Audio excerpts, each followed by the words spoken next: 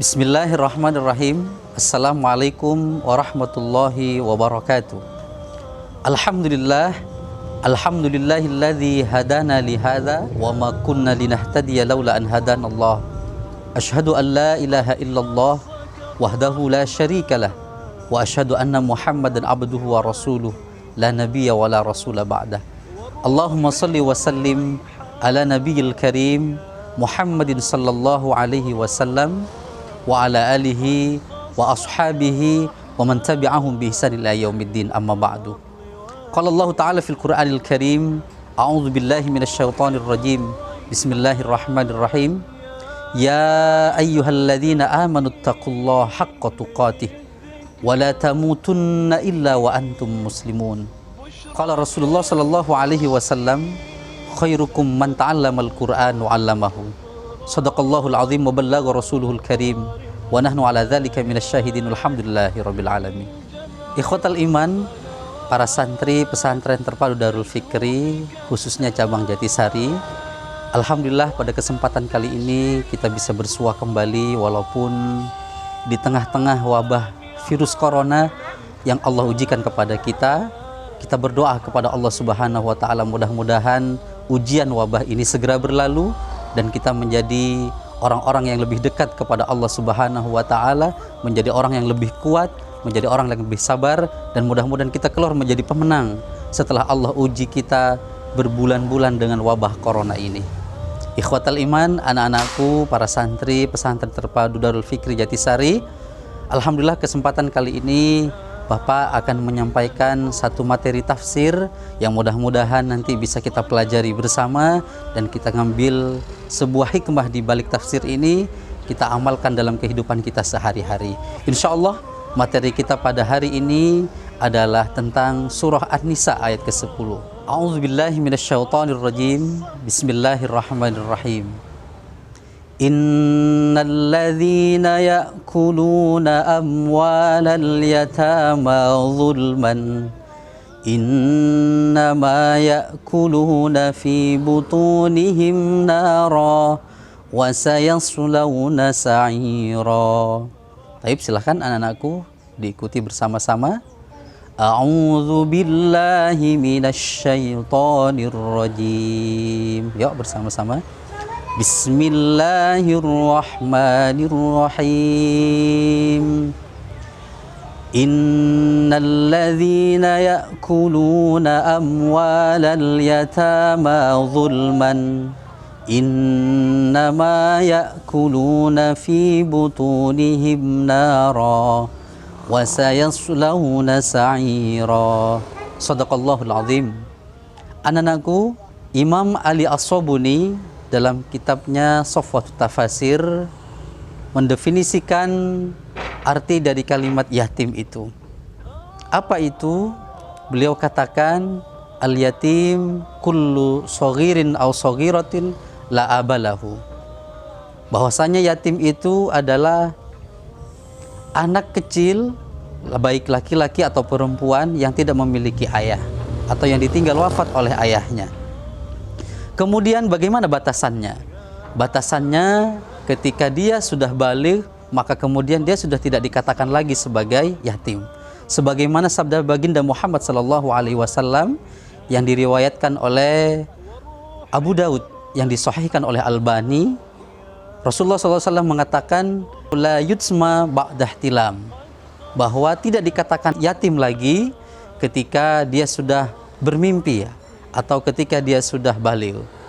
Ikhwatal iman rahimakumullah, anak-anakku, jadi ketika antum mendapati seseorang yang yatim itu sudah besar, sudah tua atau sudah dewasa, seperti kalian, seperti saya, atau bahkan seperti orang tua kalian, itu sudah bukan yatim lagi, karena dia adalah anak yang sudah baligh.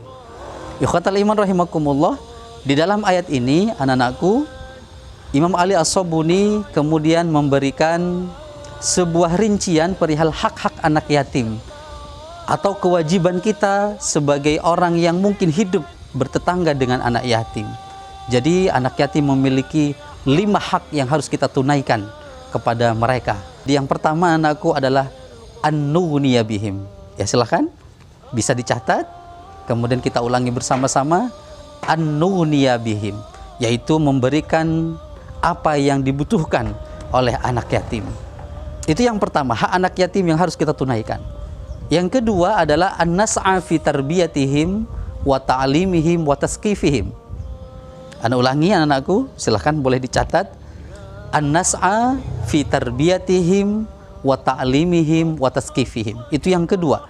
Apa itu artinya? Kita berusaha sekuat tenaga kita bagaimana kita memberikan pendidikan kepada anak yatim, memberikan pengajaran kepada anak yatim, bahkan kita harus memberikan kebudayaan-kebudayaan yang positif, sebagaimana kita kemudian memberikan pembudayaan itu, pendidikan itu, pengajaran itu kepada anak-anak kita semua. Kalau umpamanya seorang anak yatim itu benar-benar dia kemudian ditinggal oleh sang ayah karena wafat, kemudian ketika itu dia membutuhkan pendidikan orang-orang di sekitarnya. Apabila orang di sekitarnya peduli terhadap pendidikannya, maka sesungguhnya itu adalah kewajiban mereka kepada anak yatim. Itu adalah hak yang besok akan dituntut oleh Allah Subhanahu wa taala. Jadi yang pertama, an-nughniya bihim, kita memberikan kecukupan apa yang mereka butuhkan. Kemudian yang kedua, an-nas'a fi tarbiyatihim wa ta'limihim wa tasqifihim, kita memberikan dan berusaha sekuat tenaga kita memberikan pendidikan, pengajaran, serta pembudayaan yang baik, yang positif kepada anak-anak yatim. Kemudian yang ketiga, anak-anakku, para pemirsa dimanapun antum berada, yang ketiga hak anak yatim kepada kita semua adalah taqwimu aujihim. Apa itu? Kita kemudian memberikan porsi terbesar kepada kecondongan anak yatim. Ketika anak yatim kita lihat, wah ini sepertinya berbakat untuk menjadi seorang ulama, kita arahkan bagaimana kemudian anak yatim itu menjadi seorang ulama. Ketika kita lihat anak yatim itu kemudian Masya Allah berpotensi menjadi seorang pengusaha, kita sekolahkan dia, kita didik dia, kita berikan apa yang kemudian menjadi kecondongannya, kita didik dia menjadi seorang pengusaha, sehingga nanti kelak dia akan menjadi orang yang mandiri, mampu kemudian menghidupi diri mereka sendiri, bahkan bermanfaat untuk umat-umat yang lain. Kemudian yang keempat, ikhwatal iman rahimakumullah, para santri, yang keempat adalah al-infaqu alaihim in kanu fuqara.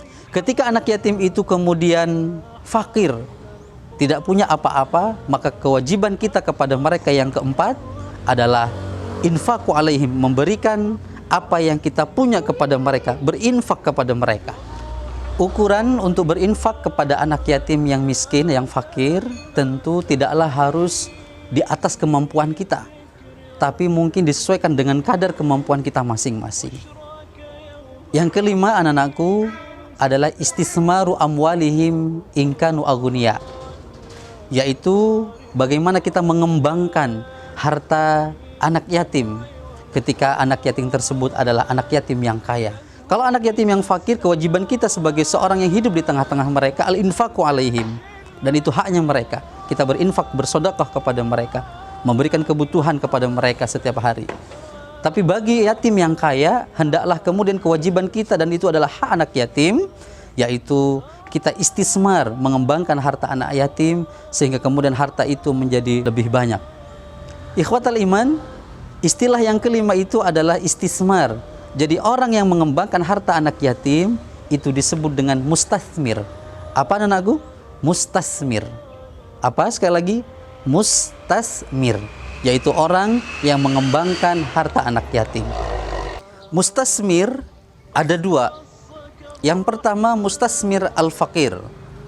Bagi mustasmir yang fakir, dia diperkenankan untuk menggunakan sebagian harta anak yatim yang ia kembangkan untuk kebutuhan dirinya.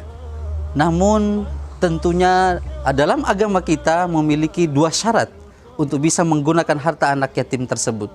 Yang pertama, ala hasabil ihtiyaji faqat. Hanya atas dasar kebutuhannya pokok saja. Hanya bisa dia dipakai untuk kebutuhan makannya saja.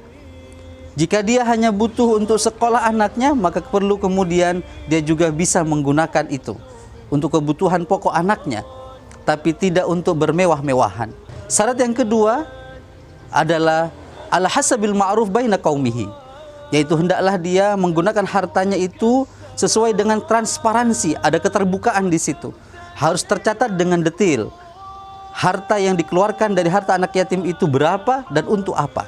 sehingga tidak menimbulkan fitnah di antara kaum muslimin yang ada di tempat itu. Kemudian mustasmir yang kedua ikhwatal iman rahimakumullah adalah mustasmir al-ghani. Mustasmir yang ghani itu adalah mustasmir yang mampu. Maka dalam Islam dia hendaklah menjaga dirinya atau enggan untuk memakan harta anak yatim. Falyasta'fif, maka hendaklah mustasmir al-ghani tersebut, yang kaya tersebut, dia hendaklah enggan untuk memakan karena memang sudah cukup kebutuhannya dalam sehari-hari. Ikhwatal iman rahimakumullah, sesungguhnya Rasulullah Shallallahu Alaihi Wasallam adalah seorang yang yatim. Oleh karenanya baginda Muhammad Shallallahu Alaihi Wasallam sangat cinta, sangat suka dan penyayang bagi anak-anak yatim. Bahkan baginda Muhammad Shallallahu Alaihi Wasallam kemudian mengatakan, ana wa kafilul yatim kahataini fil jannati. Ana dengan orang yang suka mengemban amanah, memberikan makan anak yatim, akan seperti ini kedudukannya dalam surga. Jadi Masya Allah luar biasa, Rasulullah mengisyaratkan dua jarinya betapa dekatnya baginda Muhammad SAW dengan orang yang kemudian memberikan infak terbaiknya. Bahkan Rasulullah SAW bersabda, atuhibbu ayyalina qalbuka wa tudriku hajataka. Apakah engkau mau, kata Rasulullah SAW kepada umatnya, hatimu menjadi lunak, hajat-hajatmu kemudian dikabulkan oleh Allah Subhanahu wa taala.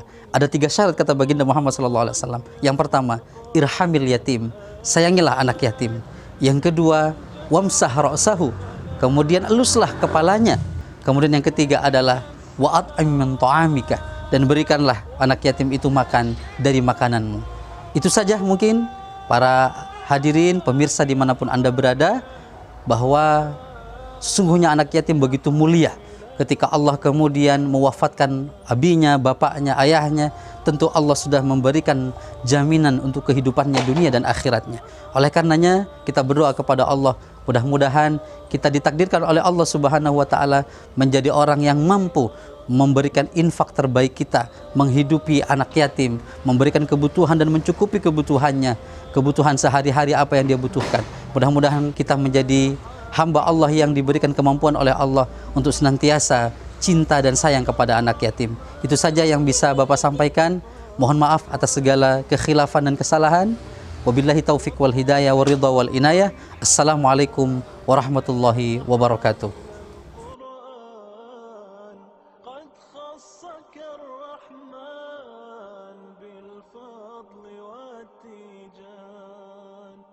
والروح والريحان يا دائم الترتيل للذكر والتنزيل بشراك يوم رحيل ستفوز بالغفران يا قارئ الآيات في الجمع والخلوات تزهو بك السماوات وتنتشر